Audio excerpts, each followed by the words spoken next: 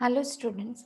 Last lecture तक हम लोगों ने देखा कि वर्टिकल बैलेंस शीट किस तरीके से प्रिपेयर किया जाता है और वर्टिकल इनकम स्टेटमेंट किस तरीके से प्रिपेयर करके उसका कैलकुलेशन किया। आज से हम लोग पढ़ने वाले हैं कि कौन से अलग अलग टाइप्स हैं, अलग अलग मीडियम्स हैं जिसके थ्रू आप अपने इनकम को, अपनी बैलेंस शीट को कंपेयर कर सकते हैं लास्ट ईयर से, लास्ट 1 ईयर, लास्ट 2 ईयर और लास्ट 3 और मोर ईयर्स। इस टाइप के अलग अलग स्टेटमेंट्स हम लोगों को पढ़ने हैं, हम लोगों को स्टडी करना है, एनालाइज करना है। आज से एनालाइज करना सीखना है कि हम लोग फाइनेंशियल पोजीशन को किस तरीके से एनालाइज करेंगे या हम लोग कंपनी की इनकम को किस तरीके से एनालाइज करेंगे with the help of last years data. अभी 3 टाइप के स्टेटमेंट्स आपको बनाना सीखना है। फर्स्ट एनालिसिस है ट्रेंड एनालिसिस, जो आज हम लोग पढ़ने वाले हैं। सेकेंड एनालिसिस है common size statement and third है कंपैरेटिव। ये 3 टाइप के एनालिसिस है और हर एक का मेथड अलग है यूज करने का। आज हम लोग जो पढ़ने वाले हैं वो ट्रेंड एनालिसिस पढ़ने वाले हैं, चाहे वो बैलेंस शीट से रिलेटेड हो या चाहे वो इनकम स्टेटमेंट से रिलेटेड हो। ठीक है। अब हम लोगों को इसको कंपेयर किस तरीके से करना है, आपको डेटा दिया रहेगा 1 ईयर से ज्यादा, मतलब 2 and more years का डेटा दिया रहेगा। इसमें से जो सबसे मिनिमम वाला, छोटा वाला जो ईयर रहता है, सबसे बेसिक ईयर, उसे हम लोग बोलते हैं बेस ईयर। आप नोट डाउन कर लीजिए, ऑब्जेक्टिव्स में आपको पूछ सकते हैं। उसे हम लोग बोलते हैं base year. On the basis of this base year हम लोग सारे हमारे कैलकुलेशंस करने वाले हैं। जो मिनिमम ईयर होगा, like for example 2015, 16 and 17, 3 years का डेटा आपको दिया है। तो इसमें से 2015 ये सबसे छोटा ईयर है, तो ये जो 2015 है इसे हम लोग बोलते हैं base year. Okay, note down कर लीजिए आप। अब ये बेस ईयर में मेरा प्रॉफिट इतना था या मेरे शेयर कैपिटल, मेरे रिजर्व सरप्लस इतने थे। 2016 में और 17 में ये इंक्रीज हुए हैं या डिक्रीज हुए हैं, ये निकालना है। परसेंटेज वाइज कंपैरिजन करना है, ट्रेंड देखना है। ट्रेंड मतलब जो पहले से चलता आया है उससे ज्यादा हो रहा है या उससे कम हो रहा है, या हम लोग ट्रेंड, परंपरा, इसे हम लोग ट्रेंड बोलते हैं। जस्ट उस परंपरा को, उस ट्रेंड को आपको बुक्स में उतारना है, बुक्स में कैलकुलेट करना है। तो आज हम लोग डिफरेंट टाइप ऑफ सम्स देखने वाले हैं। बैलेंस शीट का कंपैरिजन कैसे होगा ट्रेंड एनालिसिस में, आपका इनकम स्टेटमेंट का कंपैरिजन कैसे होगा, और उसके बाद हम लोग देखेंगे मिसिंग फिगर्स कैसे फाइंड आउट करते हैं। जैसे लास्ट लेक्चर में मैंने आपको बताया था कभी कभी डेटा मिसिंग फिगर में आता है, तो जो मिसिंग फिगर वाला डेटा होता है वो आपको कैलकुलेट करना होता है। तो यहाँ पे हम लोग वो भी देखेंगे कि ये मिसिंग फिगर वाला जो डेटा है ये किस तरीके से हम लोग कैलकुलेट करके उसका आंसर निकालेंगे। तो हम लोग प्रैक्टिकली स्टार्ट करते हैं ताकि जो भी मैंने थ्योरेटिकली आपको बताया वो आप प्रैक्टिकली बेटर अंडरस्टैंडिंग के साथ समझ पाओ। तो चलो स्टार्ट करते हैं हम लोग। आपको स्क्रीन पे सम दिखाई देगा। आपका फर्स्ट सम है ट्रेंड एनालिसिस का। आपको परसेंटेज के हिसाब से कैलकुलेट करना है। सबसे पहले मैं आपको सम बता देती हूँ कि सम क्या करना है, आपका सम का किस तरीके से कैलकुलेशन है। उसके बाद हम लोग देखेंगे कि कंपैरिजन कैसे करना है, यूज कौन सा फॉर्मूला करना है, और लास्ट में हम लोग कैलकुलेशन करेंगे। तो स्टार्ट करते हैं हम लोग हमारे फर्स्ट सम से। From the following balance sheet prepare a vertical balance sheet. अभी आप सोचेंगे वो जो वर्टिकल बनाया था उसका यूज कहाँ पर होने वाला है, यहाँ पर। हमने अभी तक बनाना सीखा vertical format of balance sheet and income statement. अभी वही वर्टिकल फॉर्मेट यहाँ पे यूज करेंगे इसको वर्टिकली कन्वर्ट करने के लिए। कोई भी ट्रेंड एनालिसिस डायरेक्टली नहीं करोगे, सबसे पहले उसे वर्टिकली कन्वर्ट करोगे और उसके बाद ही आप उसका एनालिसिस करोगे। तो हमें पहले इस बैलेंस शीट को वर्टिकल कन्वर्ट करना है। एंड देन यहाँ पे आपको दिया हुआ है trend percentage taking 2015 as a base year. 3 years दिए हैं, 17, 16, 15। ये लाइन अगर नहीं भी दी होती तो भी आपको 15 को ही बेस ईयर लेना था, ये आप ध्यान में रखिए। सबसे मिनिमम वाला जो ईयर रहता है वही आपका बेस ईयर रहता है। ओके, तो इसको पहले आपको वर्टिकली कन्वर्ट करना है। तो देखिए शेयर कैपिटल दिया है, रिजर्व सरप्लस दिया है, ये दोनों भी ओन फंड्स में आते हैं, सोर्सेस ऑफ फंड में first part, secured loan unsecured loan sources of fund में सेकेंड पार्ट, ओड फंड्स में आते हैं। करंट लायबिलिटी जाएगा वर्किंग कैपिटल में, एप्लीकेशन ऑफ फंड्स में। फिक्स्ड एसेट एंड इन्वेस्टमेंट आप ए एंड बी करके दो पार्ट लिखेंगे एप्लीकेशन ऑफ फंड में, ये फर्स्ट पार्ट है फिक्स्ड एसेट और इन्वेस्टमेंट सेकेंड पार्ट है। स्टॉक डेटर्स एंड कैश क्या है आपका करंट एसेट। तो यहाँ पे सबसे पहले देखो मैं वर्टिकली ट्रांसफर कर लेती हूँ मेरे डेटा को, ये मेरा डेटा दिया हुआ है, इसे मैं सबसे पहले वर्टिकली कन्वर्ट करती हूँ। तो देखिए मैंने मेरा फॉर्मेट रेडी रखा है, मैंने आपको बताया था जैसे ही सम रीड हो जाए आपको अपना फॉर्मेट रेडी कर लेना है। तो मेरा सम रीड हो गया, मैंने मेरा फॉर्मेट यहाँ पे रेडी करके रखा हुआ है। तो चलो स्टार्ट करते हैं। सबसे पहले शेयर कैपिटल, भले ईयर्स आपको आगे पीछे दिए हो मिक्स करके दिए हो, स्टार्ट करना है मिनिमम टू मैक्सिमम। तो मैंने मिनिमम टू मैक्सिमम स्टार्ट किया 15, 16, 17। ऊपर मैंने कैलकुलेट करते टाइम ही लिख दिया था ट्रेंड एनालिसिस स्टेटमेंट, तो यहाँ पे ये वैसे ही रहेगा ट्रेंड एनालिसिस स्टेटमेंट।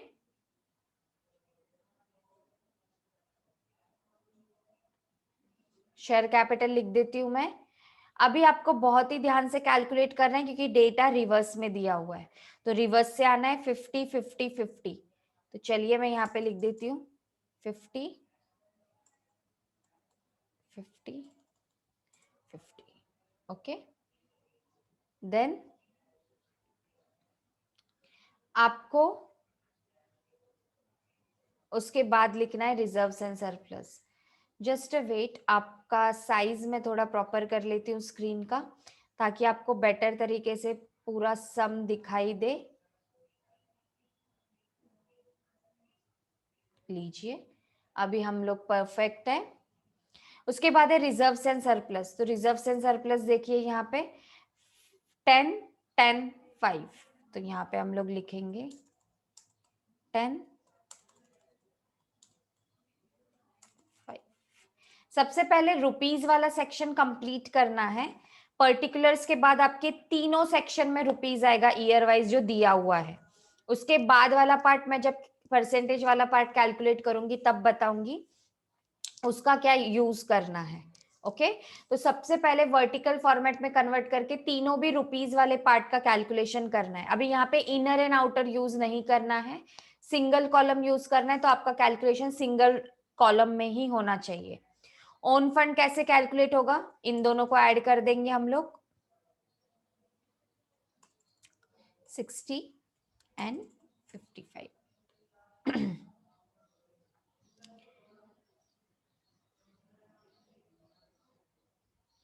इसके बाद है सेक्योर्ड लोन। सेक्योर्ड लोन आपको क्या दिया है 553। अनसेक्योर्ड लोन उसके नीचे आएगा, आप सबको पता है इसलिए मैं बार बार एक्सप्लेन नहीं कर रही हूँ, हम ऑलरेडी सीख चुके हैं। यहाँ पे डैश है तो डैश ही रहेगा, कुछ भी नहीं। और अनसेक्योर्ड लोन 2017 में कितना है 2000। अभी पहले इन दोनों का टोटल कर लेंगे। ओके, इसको क्लोज कर देती हूँ। इन दोनों का टोटल करेंगे तो आएगा 11,000, इधर आएगा 5 और इधर भी आएगा 5। तो इस तरीके से मैंने मेरा कैलकुलेशन कर लिया। इसे हाईलाइट कर देती हूँ ताकि आपको समझ में आ जाए। अब कैपिटल एम्प्लॉयड को कैसे निकालना है, ए प्लस बी। आपका ए कितना आया, ये जो आपको ब्लू लाइन में दिख रहा है वो, बी कितना आया, ये जो ब्लू लाइन में दिख रहा है वो। अभी दोनों को ऐड करना है 60 प्लस 11, यहां पे आएगा सेम 60 प्लस 5 और यहां पर आएगा 55 प्लस 5। तो आपका आंसर आ गया कैपिटल एम्प्लॉयड का। यहां तक होप सो आपको क्लियर है। एक फर्स्ट पार्ट कंप्लीट हो चुका है आपका कैपिटल एम्प्लॉयड वाला। अभी हम लोग चलते हैं एप्लीकेशन ऑफ फंड की तरफ। आइए नीचे सम भी मैं एडजस्ट कर लेती हूँ। एप्लीकेशन ऑफ फंड, अभी एप्लीकेशन ऑफ फंड में आपको फिक्स्ड एसेट डायरेक्टली दिया हुआ है नेट करके, तो आपको वैसे लिख लेना है। सबसे पहले 50,000 रिवर्स साइड से देखना है क्योंकि आपके ईयर पीछे दिए हुए हैं 40,000। देन इन्वेस्टमेंट, इन्वेस्टमेंट दिया है 10,000, 7,500 और 5,000। ये दो पार्ट आपके कंप्लीट हो चुके हैं यहाँ पर। अब आपको क्या करना है,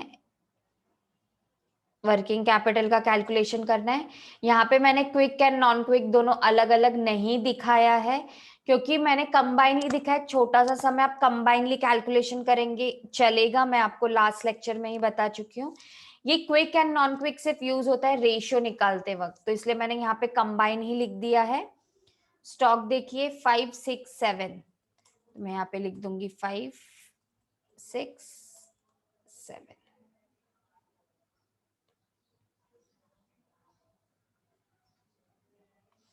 डेटर्स लिखेंगे हम लोग सेम रिवर्स साइड से 7, 9, 10। एग्जाम में बहुत ही ज्यादा ध्यान रखना है, अगर आप कॉलम्स को शफल कर रहे हैं तो जिस कॉलम का जो टोटल है वो वहीं पर आना चाहिए। उसके बाद कैश 3, 2.53।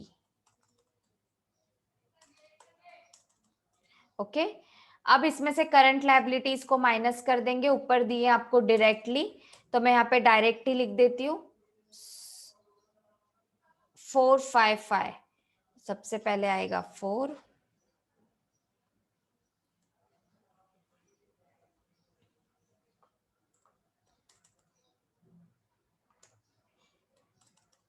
Four five five. अभी आपको कैलकुलेशन करना है। देखिए इस तीनों को ऐड करेंगे, लेकिन जो करंट लायबिलिटीज है ये लेस होगा,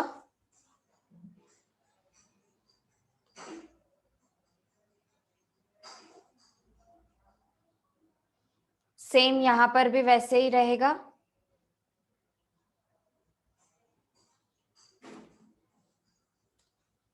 6 + 6 + 2,500।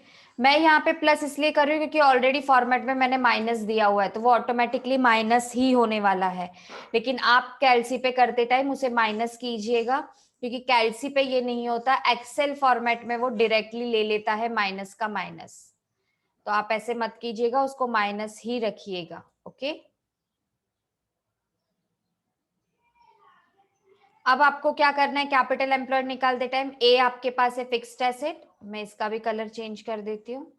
ए आपके पास है फिक्स्ड एसेट, बी आपके पास है इन्वेस्टमेंट, और सी आपको मिला यहाँ पर नेट वर्किंग कैपिटल। इन तीनों का टोटल करना है 50 + 10 + 11। ओके, देन फिर से आपको यहाँ पर टोटल करना है 45 + 7.5 + 12.5, और अगेन आपको फिर से यहाँ पे टोटल करना है 40 + 5 + 15। तो इस तरीके से आपका यहाँ पे आंसर रेडी है, और आप देख सकते हैं कि आपकी बैलेंस शीट टैली हो चुकी है। आपका प्रीवियस कैपिटल एम्प्लॉयड देखिए रेड कलर में, और ये वाला कैपिटल एम्प्लॉयड देखिए रेड कलर में, आपने अपनी बैलेंस शीट को टैली कर लिया है। तो यहां तक हम लोगों ने देखा कि आपका जो फॉर्मेट है इसको आप कन्वर्ट कैसे करेंगे वर्टिकल फॉर्मेट में। अब आपको देखना है ट्रेंड एनालिसिस का कैलकुलेशन।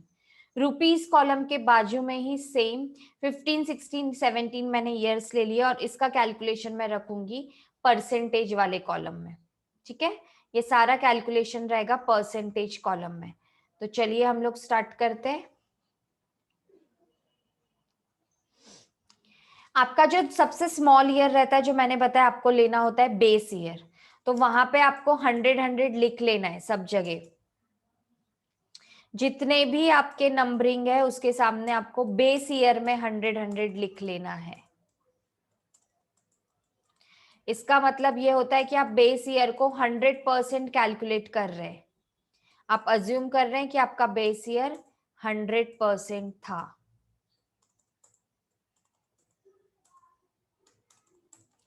जहां जहां पर आपका कैलकुलेशन वाला पार्ट है, वहां पर आप 100 लिखेंगे।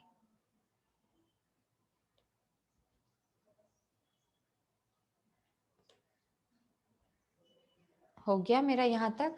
अब आपको क्या करना है, अब मेरा इसका जो है सम का कोई भी काम नहीं है। होप सो आपने सम को लिख लिया होगा अपनी बुक में। अब मुझे जो काम है, जो भी मैंने कैलकुलेशन किया, सिर्फ उसी का काम है, इसके अलावा और किसी का काम नहीं है। तो जिस चीज का काम है वो सिर्फ मैं रखने वाली हूं, और यहां पर मैं आपको प्रेजेंट करने वाली हूं मेरा फॉर्मूला ट्रेंड एनालिसिस का। इसमें मिसिंग फिगर में वर्किंग नोट जरूरी है। जब आप नॉर्मल कैलकुलेशन कर रहे हैं तो उसमें मिसिंग फिगर की तरह वर्किंग नोट नहीं है, जरूरी नहीं है। तो यहाँ पे मैं वर्किंग नोट का कोई आपको बताऊंगी नहीं कि आपको वर्किंग नोट बनाना है। कैलकुलेशन कैसे करना है, फॉर्मूला क्या है, ट्रेंड एनालिसिस निकालने का फॉर्मूला है रुपीस करंट ईयर के रुपीस। समझा? अभी 2016 और 2017 मेरे लिए करंट ईयर है, और 2015 मेरे लिए बेस ईयर है। तो जब मैं 2016 को यूज करूंगी तो 2016 मेरे लिए करंट होगा, जब मैं 2017 यूज करूंगी तो मेरे लिए 2017 करंट ईयर होगा। बेस ईयर को डिवाइड करना है और मल्टीप्लाई करना है 100। ये 100 कौन सा है, ये जो मैंने लिया ना, तो ये ऑटोमेटिकली आपके सम में, आपके फॉर्मूला में रहने ही वाला है। ठीक है? ये जो सेकेंड वाला फॉर्मूला, ये मिसिंग फिगर के लिए यूज होता है। ये बेस ईयर यहाँ पे जाके मल्टीप्लाई हो जाता है, तो यहाँ पे ये बचता है। ये मैं लास्ट में आपको बताऊंगी जब इस टाइप का सम करेंगे। फिलहाल आप समझ लीजिए आपको कैलकुलेशन कैसे करने, ध्यान दीजिए। फॉर्मूला क्या है, करंट ईयर रुपीस। अभी मैं 2016 में हूं तो करंट ईयर का रुपीस कितना है, 50,000। डिवाइड कर देंगे बेस ईयर के रुपीस से, बेस ईयर का रुपीस कितना है 50,000, और मल्टीप्लाई कर देंगे 100 से, तो आपका आंसर आएगा 100। यहां पर फिर से आपको वही करना है। यहाँ पे रिजर्व एंड सरप्लस का कितना है 10,000, डिवाइड करेंगे 10,000, मल्टीप्लाई बाय 100, 100 ही आएगा। देन फिर से 60 डिवाइडेड बाय 60 मल्टीप्लाई बाय 100। मतलब ऑलवेज करंट ईयर को आपको अपर लेना है, न्यूमरेटर में लेना है, और बेस ईयर को आपको डिनोमिनेटर लेना है उस टाइप का, एंड मल्टीप्लाई कर देना है 100 से। सेक्योर्ड लोन पे आते हैं हम लोग। सेक्योर्ड लोन का 2016 का 5 है, डिवाइडेड बाय 5 मल्टीप्लाई बाय 100। यहाँ पे नील आएगा क्योंकि है ही नहीं बेस ईयर का अमाउंट, तो वो जीरो ही होने वाला है, तो मैंने ऑलरेडी नील लिख दिया यहाँ पर। यहाँ पर 5,000 डिवाइडेड बाय 11,000 मल्टीप्लाई बाय 100 आएगा 45.45। ओके, तो होप सो यहाँ तक आपको क्लियर है सारे थिंग्स। अब हम लोगों को कैपिटल एम्प्लॉयड का भी निकालना है। 65 current year divided by base year multiply by 100। Okay, अभी यहां तक हो जाने के बाद आपको एक चीज ध्यान में रखनी है कि क्रॉस चेक करना है आपका आंसर करेक्ट है या नहीं है। साइड बाय साइड आपको फिर से क्रॉस चेक भी कर लेना एग्जाम के टाइम पे। आगे जाते हैं हम लोग।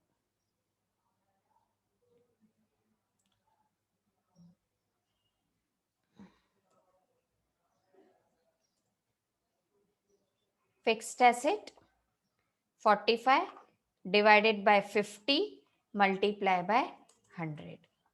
कैलसी पे करते जाना है ये कंटिन्यूअसली, तो आपको समझ में आएगा।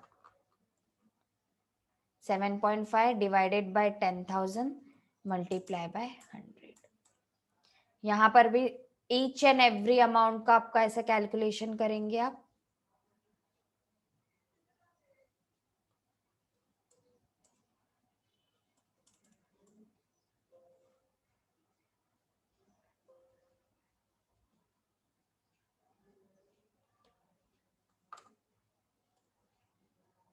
Six 6,000 divided by 5,000 multiply by 100, तो आपका आंसर आएगा 120।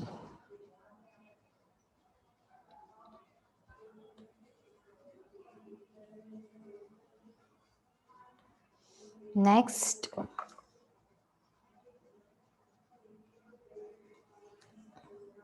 9,000 divided by 7,500 multiply by 100. 2,500 divided by 3,000 multiply by 100. 5,000 divided by 4,000 multiply by 100. तो आएगा आपका 125. और लास्ट में नेटवर्किंग कैपिटल का भी आप निकाल लेंगे.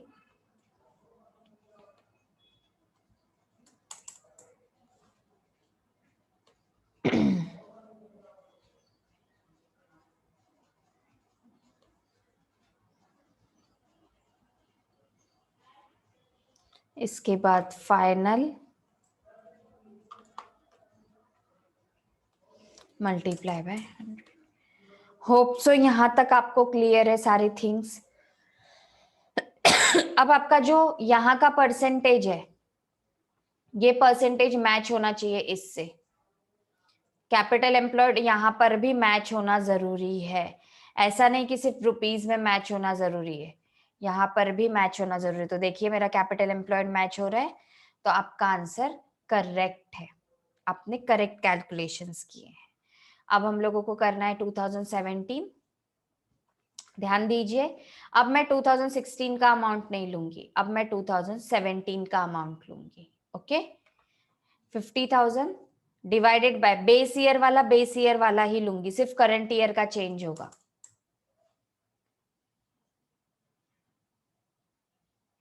सेम उसी तरीके से आप ये भी कैलकुलेशंस कर लेंगे. ठीक है, होप सो यहां तक आपको समझ में आया होगा.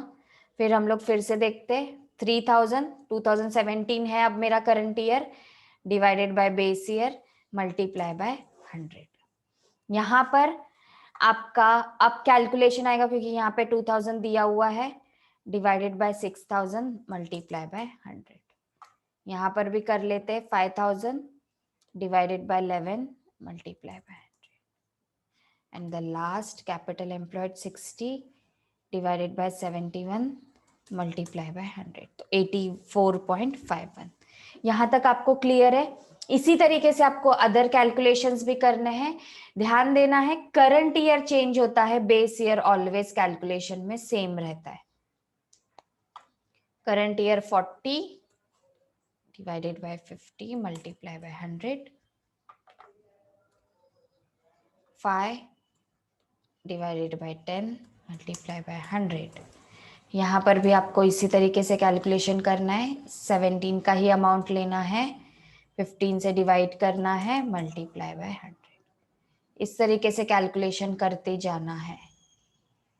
अब यहाँ पर 15,000 divided by 17 multiply by 100 and the last 60 divided by 71 multiply by 100.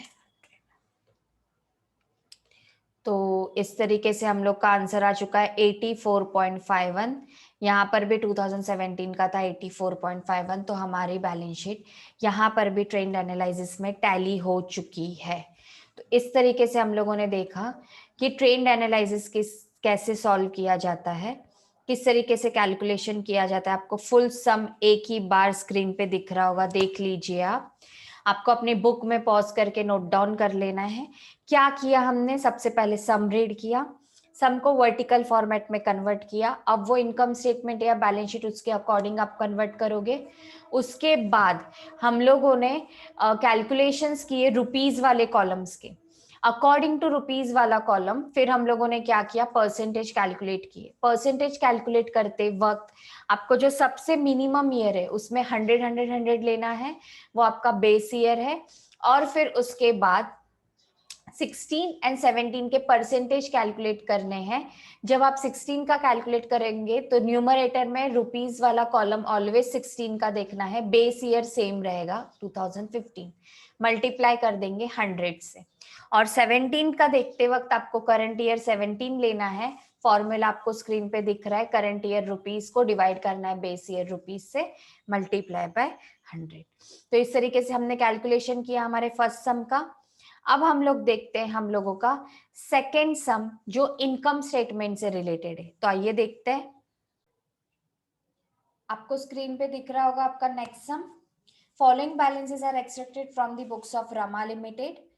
Balances दिए नीचे और आपको सम से दिख रहा होगा कि ये आपका इनकम स्टेटमेंट का सम है। आपको इससे क्या बनाना है, वर्टिकल इनकम स्टेटमेंट बनाना है एंड देन कैलकुलेशन करने हैं। तो नेट सेल्स आपको पता है कहां पर जाने वाला है। फर्स्ट आइटम होता है opening, purchases, wages, carriage inward, closing. ये चारों ही रिलेटेड है कॉस्ट ऑफ गुड्स सोल्ड के फॉर्मूला से, तो वो वहां पर जाएंगे कॉस्ट ऑफ गुड्स सोल्ड में। Office selling and finance expense आपके ऑपरेटिंग एक्सपेंस है, ये उसमें आएंगे। सिंपल आपका इनकम स्टेटमेंट है, कोई ज्यादा उसमें आइटम्स दिए हुए नहीं है। एंड फिर आपको नॉन ऑपरेटिंग इनकम को ऐड करना है, नॉन ऑपरेटिंग एक्सपेंस को लेस करना है, फिर टैक्स को लेस कर देना है, तो आपका वो रेडी हो जाएगा पूरा। जो आइटम्स दिए नहीं है, जैसे इंटरेस्ट दिया नहीं है, तो नो नीड आपको दिखाने की जरूरत नहीं है। जो जो आइटम्स आपको शो नहीं की हैं वो आपको प्रेजेंट नहीं करना है। तो इस तरीके से मैंने मेरा इनकम स्टेटमेंट फॉर्मेट रेडी कर लिया है। तो आइए देखते हैं हम लोग। सबसे पहले हमारे अमाउंट पुट करेंगे नेट सेल्स।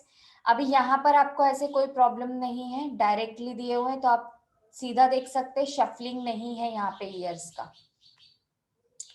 30,000, 40 एंड 50।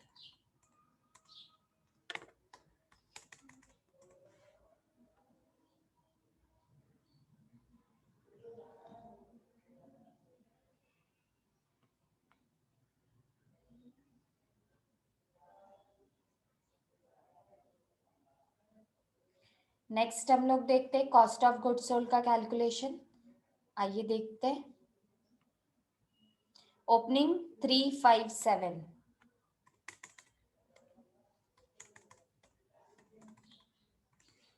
परचेसेस उसमें ऐड होंगे 17, 19, 20।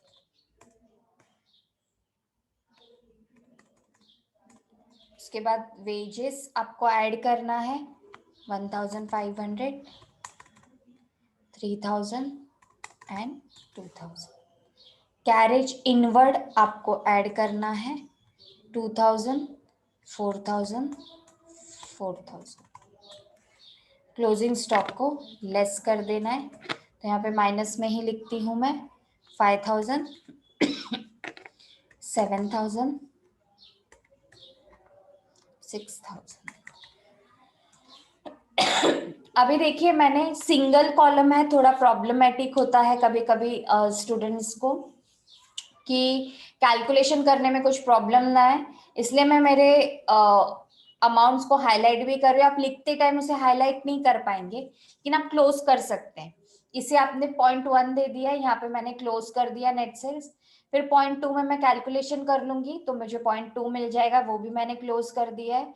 फिर ग्रॉस प्रॉफिट निकालते टाइम मैं 0.1 को 0.2 से माइनस कर दूंगी, तो मेरा ग्रॉस प्रॉफिट आ जाएगा। इस तरीके से आपको कैलकुलेशंस करने हैं जब वन सिंगल कॉलम आप यूज करते हो, कि जो मेन अमाउंट है उसे क्लोज कर दीजिए ताकि बाद में आपको सहूलियत हो, आप अच्छे से उसे सॉल्व कर पाए। ओके,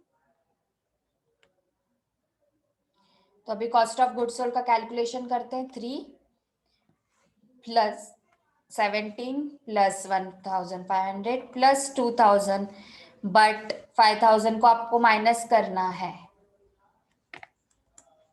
तो आपका आएगा 18,500। सेम कैलकुलेशन आपको यहाँ दोनों जगह दिखाने हैं, सब ऐड कर देंगे। सिर्फ और सिर्फ आप क्या करेंगे, जो क्लोजिंग स्टॉक है उसे माइनस करेंगे। ये आपको बेटर अंडरस्टैंडिंग है अभी तक, मैंने कैलकुलेट कर लिया है। अभी ग्रॉस प्रॉफिट कैलकुलेट करना है। 30,000 माइनस 18,500, मैंने यहाँ पे लिख के भी रखा है 1 माइनस 2। सेम उसी तरीके से ये दोनों भी कैलकुलेट करने हैं आपको। तो 11,500, 16,000 एंड 23,000 आपका ग्रॉस प्रॉफिट आएगा। क्या किया, होप सो आपको समझ में आया। 1 minus 2 means net sales minus COGS। आगे का पार्ट कैलकुलेट करते हैं। उसके बाद आपको फोर्थ पॉइंट में लिखना है ऑपरेटिंग एक्सपेंस। उसमें 3 पार्ट्स आपको दिए, ऑफिस सेलिंग एंड फाइनेंस। तो मैं लिख लेती हूँ पहले 1,200 एंड 1,500।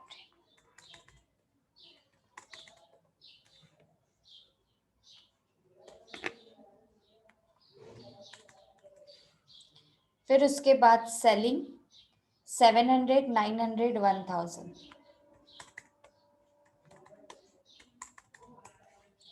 And finance 600, 1000, 2000। अब आपको टोटल ऑपरेटिंग एक्सपेंस एक साथ ले लेने हैं, सिर्फ टोटल ऑपरेटिंग एक्सपेंसेस की टोटल करना है ताकि आप ग्रॉस प्रॉफिट में से उसे डायरेक्टली माइनस कर सके। यहां पर भी मैं सेम करती हूँ, फिर से एक बार देखिए, इन तीनों को टोटल करना है, सिर्फ और सिर्फ ऑपरेटिंग एक्सपेंस। ओके, तो ये आपके टोटल ऑपरेटिंग एक्सपेंस आ जाएंगे। अब ऑपरेटिंग प्रॉफिट कैसे निकालते हैं आप? आपका जो ग्रॉस प्रॉफिट आता है इसमें से आप क्या कर देते हैं, ऑपरेटिंग एक्सपेंसेस को लेस कर देते हैं। तो ऑपरेटिंग एक्सपेंसेस को लेस कर देंगे, 11,500 माइनस 2,300। यहां पर भी सेम आएगा, 16,000 माइनस 3,100, और यहां पर भी आएगा 23,000 माइनस 4,500। तो यहां पर आपको मिल गया ऑपरेटिंग प्रॉफिट। ये आपका क्या है, ऑपरेटिंग प्रॉफिट है। इसको मैं थोड़ा बोल्ड कर देती हूँ ताकि आपको दिखाई दे। फिर उसमें net operating, non operating profit को ऐड करना है। आप दिया हुआ है प्रॉफिट इनकम्स। ओके, कितनी है, 800, 900, 1000।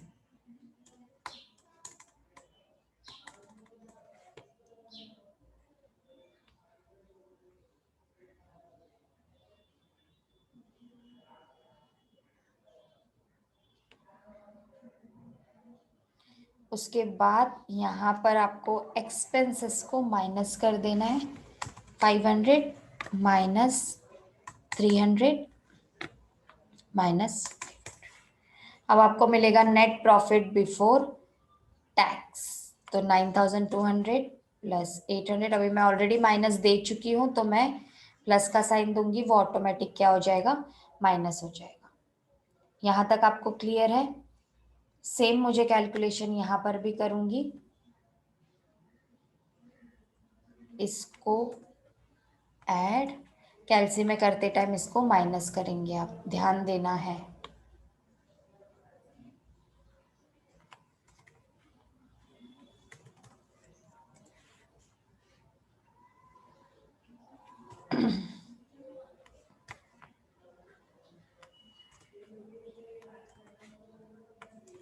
तो आपका कैलकुलेशन आ चुका है।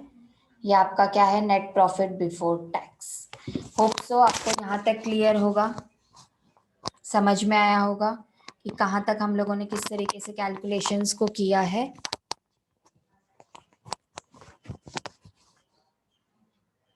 टैक्स दिया हुआ है आपको 40%, 40 40 40। तो टैक्स यहाँ पे मैं लिख दूंगी @40%।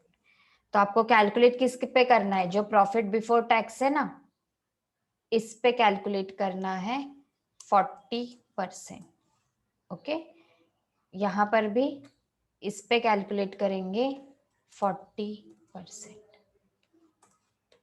यहां पर भी इस पे कैलकुलेट करेंगे 40%। फॉर्मेटिंग कर देती हूं मैं, और फिर लास्ट पार्ट आपको आफ्टर टैक्स निकालना है। तो आफ्टर टैक्स भी हम लोग निकाल लेते हैं, माइनस करेंगे ना, देखिए दिस माइनस दिस, 5,700। यहां पर भी क्या करेंगे आप, 13,500 माइनस 5,400, यहाँ पर 19,000 माइनस 7,600। तो आपका जो नेट प्रॉफिट आफ्टर टैक्स है वो आ चुका है 5,700, 8,100 एंड 11,400। तो फिर से मैं आपको बता देती हूँ, यहाँ पे जो ये सम था इसका पूरा वर्टिकल फॉर्मेट हम लोगों ने यहाँ पे रेडी कर लिया है। तो अब सम की मुझे कोई भी नीड नहीं है। हमने क्या किया, पहले सम को रीड किया, रीड करने के बाद उसे रुपीस कॉलम में हम लोगों ने जो भी अमाउंट थे उसका कैलकुलेशन कर लिया, पूरे सम को मैंने वर्टिकल फॉर्मेट में कन्वर्ट किया। वर्टिकल फॉर्मेट में जब आप कन्वर्ट करोगे तो कन्वर्ट करते टाइम पूरा फॉर्मेट आपको यूज करना है इनकम स्टेटमेंट का, क्योंकि सम था इनकम स्टेटमेंट का। मैंने कुछ कुछ अमाउंट क्लोज कर करके यूज किए, क्योंकि मेरे पास सिंगल कॉलम है। सिंगल कॉलम में शफलिंग हो जाएगा, जम्बलिंग हो जाएगा, आप खुद कंफ्यूज हो जाएंगे कौन सी अमाउंट को किस में से लेस करना है। तो जो मेन अमाउंट थी जो मुझे यूज होने वाली है उसको मैंने क्लोज कर लिया था, जैसे कि आप देख सकते हैं स्क्रीन पे, और फिर नंबरिंग देके उसको ब्रैकेट में लेके मैंने कैलकुलेशंस किए। लास्ट में मेरा जो फाइनल आंसर आया वो मेरा नेट प्रॉफिट आफ्टर टैक्स आया। अब मुझे क्या करना है, बेस ईयर को हर एक जगह पे 100 लेना है। ये आपको सबको पता रहेगा, जो मेरा बेस ईयर रहेगा, अब भी जस्ट मैंने मेरे लास्ट सम में बताया, उसको मैं सब जगह पे क्या लेने वाली हूँ, 100 लेने वाली हूँ। तो 100 ले लेती हूँ मैं हर एक जगह पे।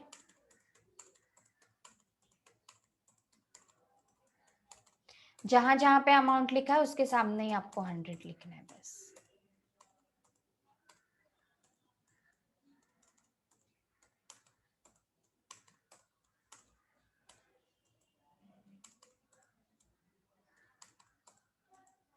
ओके,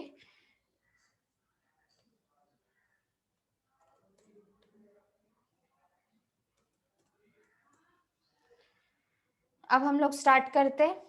क्या करेंगे, 2016 का हम लोग अमाउंट लेने वाले हैं, डिवाइड करने वाले हैं 2015 से, multiply by 100।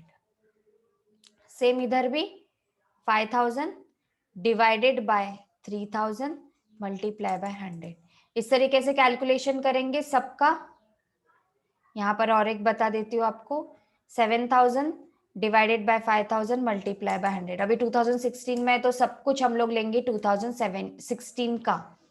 24 divided by 18.5 multiply by 100।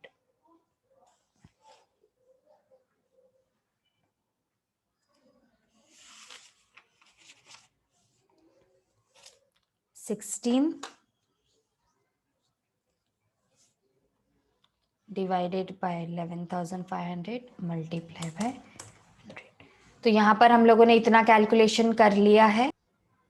जब आप कैलसी पे लेंगे तो कैलसी पे लेते टाइम आपके 2-3 ऐसे पॉइंट्स आ सकते हैं आगे, तो या तो आपको कन्वर्ट कर देना है या मिनिमम 2 मैक्सिमम 2 डिजिट तक लेना है, उससे ज्यादा नहीं लेना है आपको कॉलम में।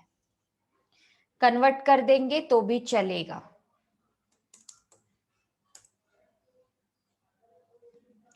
तो इस तरीके से मेरे सारे कैलकुलेशन मैं यहाँ पे कर लूंगी। 2016 डिवाइडेड बाय 2015 मल्टीप्लाई बाय 100, यहाँ पर भी मैं कर लेती हूँ।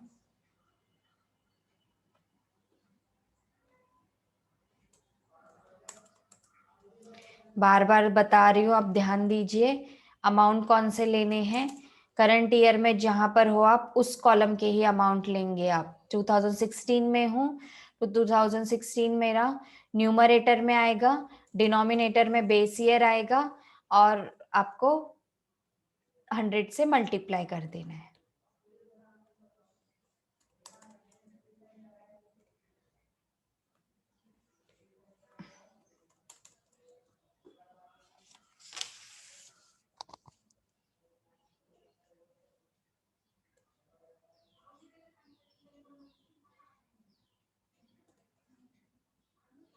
Base year multiply by 100। तो यहाँ पे अमाउंट क्लियर है मेरा, ये मेरा फाइनल आंसर है। यहाँ पे मैं बोल्ड करके इसको हाईलाइट कर देती हूँ, this is my final answer. इसी तरीके से आपको 2017 का भी लेना है। अब अमाउंट लेंगे आप 2017 के।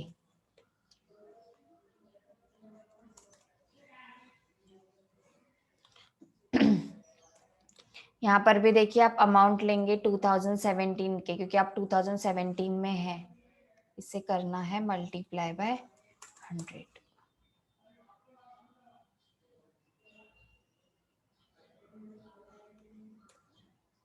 6000 divided by 5000 multiply by 100 to 27,000 divided by 18,500 multiply by, यहाँ पर भी 23 डिवाइडेड बाय 11.5 मल्टीप्लाई बाय, अब 1,500 डिवाइडेड बाय 1,000 मल्टीप्लाई बाय।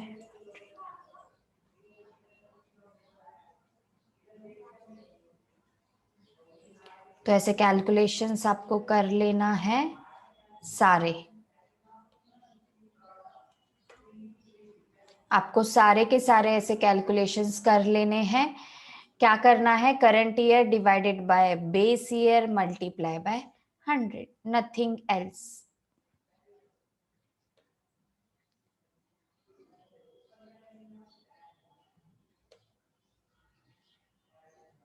अब लास्ट वाला जो बचा है वो मैं आपको बता देती हूँ, 11,400 डिवाइडेड बाय 5,700 मल्टीप्लाई बाय 100, तो आपका फाइनल अमाउंट आएगा 200।